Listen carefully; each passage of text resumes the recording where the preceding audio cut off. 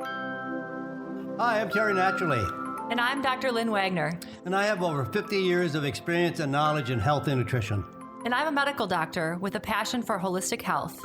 We come together to offer you unique viewpoints and expertise as health advocates around topics that deal with today's health concerns. And always for your good health. So let's get into today's topic.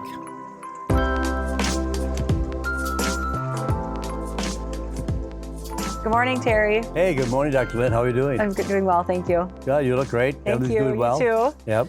You look all like you've been rested and vacationed. Yes, well, it was amazing. It was absolutely amazing. It's awesome. Yeah, I love the Mediterranean countries. We went to Turkey. We were in Greece. We were in Spain. We were in France. We were in London. We just went everywhere. And you enjoyed really good food, I heard. Oh, food was phenomenal. Yeah. So I heard we're talking about blood sugar today.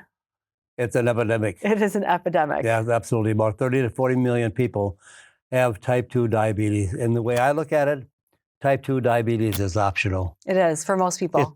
It's not a disease. No. It's a metabolic disorder Right. brought on by sugar. Right. You know, when a patient goes to a doctor and they do just a simple test, oh, look at the blood. Oh, you 300, you're way over. You're diabetic. Right. You can't classify somebody as a diabetic when they're consuming sugar every day. You're obviously going to have a lot of sugar in your bloodstream. Right. You know. Yeah, I think having been a doctor now for, I don't know, almost 20 years, just the rise in diabetes and blood sugar issues that I've seen just in those 20 years is almost makes you want to give up your medical practice. I'm not kidding. It's very depressing. Seeing with children and the teenagers with the body changes that happen because of sugar problems. So, you know, people who have high blood sugar will start to get specific physical things. You see some discoloration in their skin. You can see specific body shape changes. And that's like when they're pretty bad. So you can imagine all the internal stuff that's happening before that and how bad they must feel and how sick and depressed and all the suffering they've gone through. And so it can be really hard to deal with. I think sugar has an effect on every disease. Every disease. Every. There's no use for it. Right. We have no value from sugar. No. Only calories. Right. And look what it's done. You know, 50% of the population of America is obese. Right. And I think another thing I've learned just doing more of my integrative functional type studies is, you know, the normal cutoff for blood sugar that we use in Western medicine is not really a good idea. It's a little too liberal. Right. You know what I mean? It gives people too much room. Yep. Wiggle room. Wiggle room, where literally your fasting blood sugar should be pretty darn low. Your A1C should be pretty darn low. The A1C is the measurement of the last 3 months of your blood sugar. Right. That's what they should use all the time. Right. And not just one blood test. No. So I've started to tell my patients, like, hey, your A1C is here.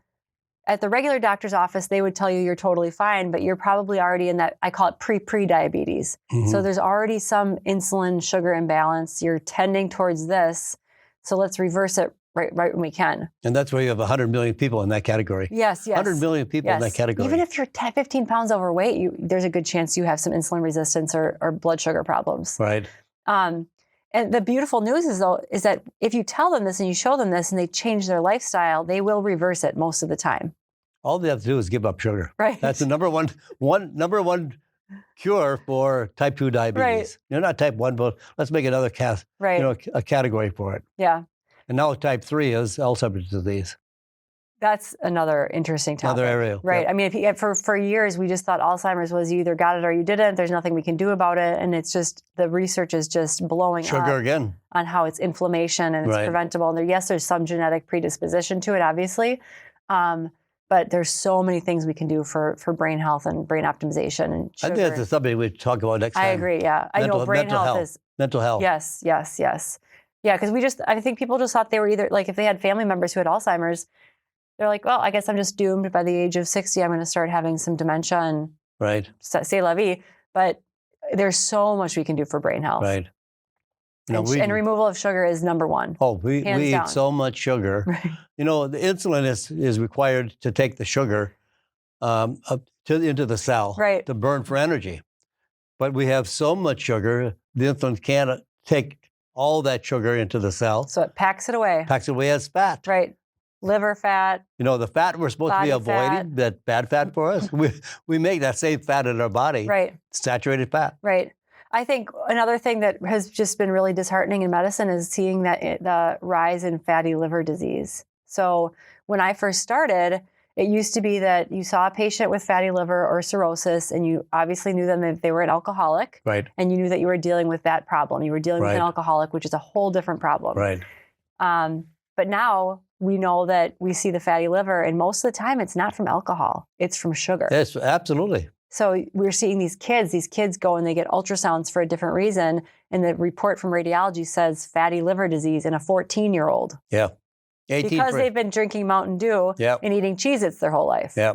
18% of children have fatty liver disease. It's horrible. That's a sin. That's horrible. It's a crime. It is a crime.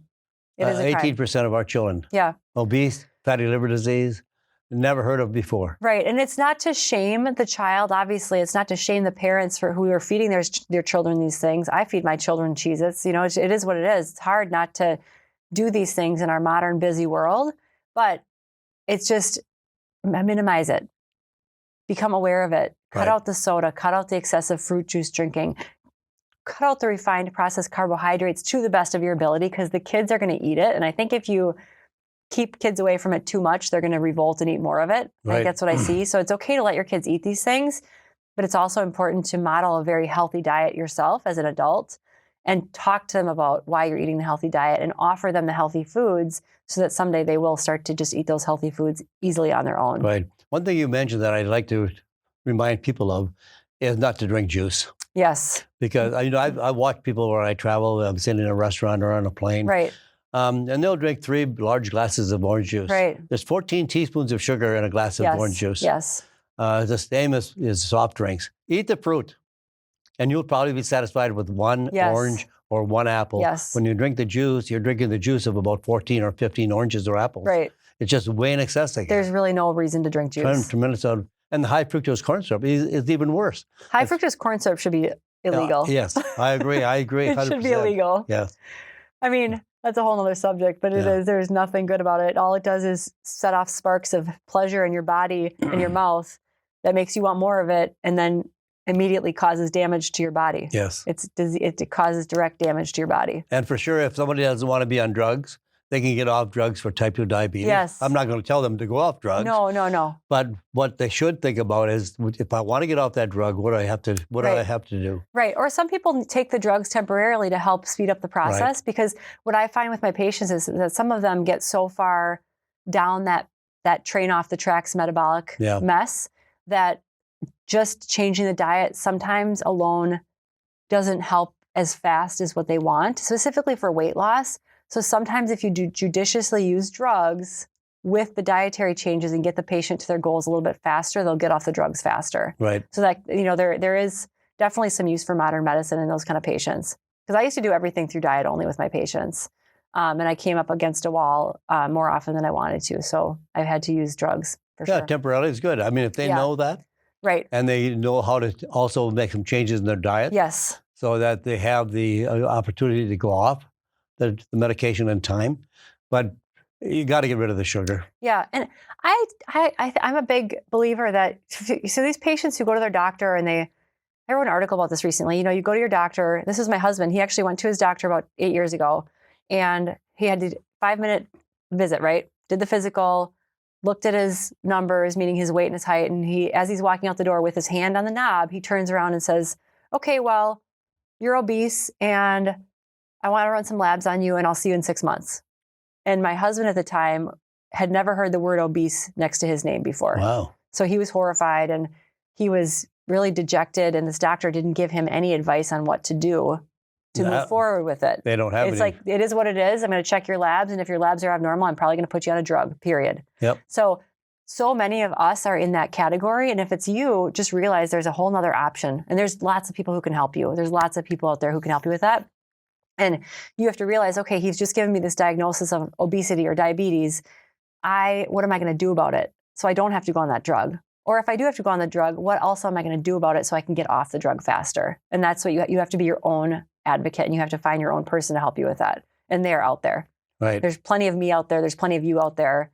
So you just have to really look outside of the Western medical system at this point in time to get your help. And I think people are getting ready to get there, too. Yes, they are. Definitely. Big revolution They're afraid of happening. drugs. They don't like to be medicated. Right. They don't like the side effects of drugs. I hear that No. all the time. Right. Oh, I read the leaflet. I'm not taking that drug. No. I threw it away. No. So it's really good to know that people are starting to realize that the alternative method, diet, sleep, exercise, all are medicines. All our medicines, and they're in your own control. Yeah. Like, how beautiful is that? Right. Yeah. So absolutely. So I think, anyone should think about it. Think about your blood sugar. Think about what you're eating. Get your blood sugar checked. Get your A1C checked. And if it's higher than it should be, there's so much you can do about it. Where do you like your your diet. Where do you like your A1C level? I like 5.3 or less. Okay. And then 5.3 to 5.6, I call that my pre-diabetes. Yeah. And then 5.6 to I think it's about 6.2 is where you're technically pre-diabetic. Then your sugar is definitely too high. And then above that 6.2, 6.3 mark, not good at all. Like, you maybe need to be on medication, or unless you can make major dietary changes. If you're eating a very poor diet and you make major dietary changes, then you can probably reverse it quickly. Now it takes time to do that, to lower the A1C. It does. But it doesn't 6 to 8 take months. Right, it does, but it doesn't take time to lower that blood sugar. No, it does not. Because that, A1C that is can be just done very quickly. Quickly, boom. Yes. It's like boom. But A1C level takes a while It to come does. down. Yeah. There's a good herb that has been researched out of Mexico and Central America called Hintonia. I haven't heard of that one. It's very, very effective for lowering What A1C. is it called? Hintonia. Hintonia. Is that available as a product? Yeah, it's been researched in Germany for over 6 years. And there are about 15 to 25 studies on it for lowering blood sugar. Okay. Berbeриne's also really good for lowering blood sugar. Absolutely. Berberine, I would put in berberine, cinnamon. Hintonia. Yep. Both are very powerful. I think it's important once you're getting into that more diabetic range. Using chromium is important. Yep. Gymnema. Yep. There's lots of different herbs and things you can use. That'd be very effective. But there's no reason to have high blood sugar levels. Nope, not unless you have insulin-dependent type 1. Right. You can't really do a whole lot about that. Totally different subject. So I think I'm going to drink a lot of olive oil today. Good. I love it. Eat berries. Eat berries. And not have a Snickers bar. Throw in some eggs. Yeah, and throw in some eggs. How's that sound? That sounds really good. I think it's perfect. All right. Well, I look forward to seeing you again. Always be a pleasure to be with you. Awesome. Yeah, thank you. Thank you.